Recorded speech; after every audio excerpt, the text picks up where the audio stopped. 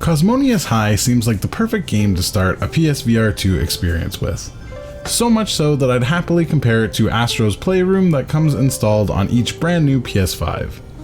Cosmonious High feels in many ways like a really great tech demo, with each gameplay feature handcrafted to show off a different feature of VR and why you should love it, but still having enough depth and playtime to warrant being a full game and experience. I played this as my first PSVR2 game and had an incredible time with it. You're a new student thrown into this wacky school in the middle of space full of different aliens to meet, tasks, missions, and side quests to complete, all with your own growing list of superpowers. What's wonderful about this approach is how open the game feels right from the start. You can choose which class you want to start with, you can talk to other students, you can complete side quests in any order you want.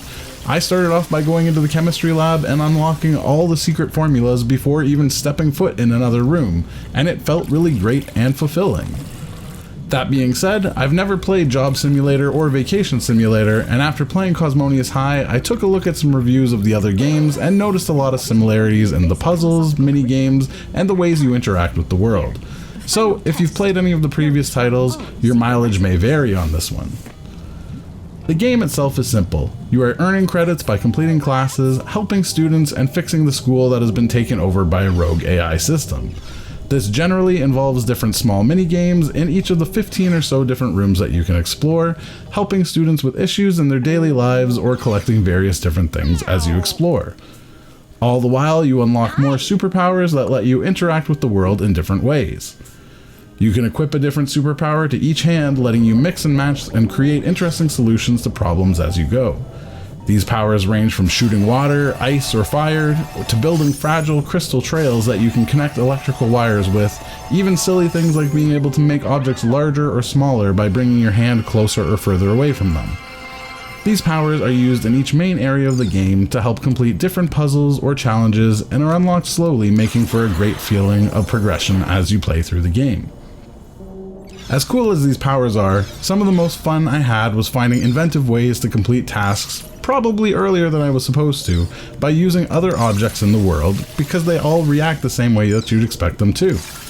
Before unlocking the fire power, I found an object I needed that was encased in ice that I couldn't access. I quickly picked up the ice block, headed back to the chemistry lab, and fired up a Bunsen burner and melted away the ice, allowing me to return and complete the task my own way. This felt amazing. This is where I feel the game has the most promise, and probably the largest letdown. The school is crafted so lovingly, and almost everything is interactable and can be used as you would expect them to be. You can eat food you find, or feed it to small little blob-like creatures you discover on your journey. You can speak to each and every student and teacher and find out more about them, or get hints on what you should be doing next. You can bring objects from one side of the school to the other to interact together, and this is all really cool. However, the game doesn't ever really lean into these ideas.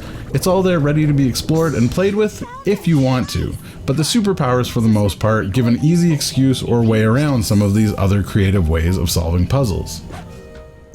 The game itself looks amazing on the PSVR2.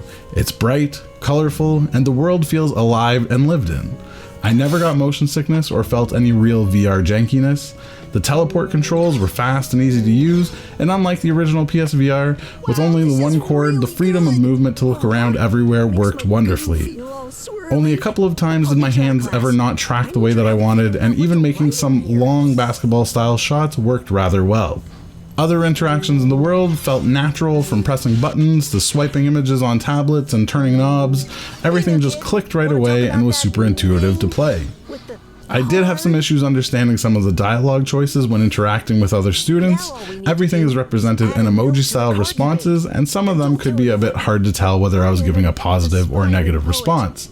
But besides that, everything else was smooth sailing. Cosmonious High is an easy recommendation to anyone new to VR or PSVR2. If you've been playing VR since the beginning, a lot of the wow of how interactive everything is may be lost on you, but the puzzles, world, and characters are a lot of fun.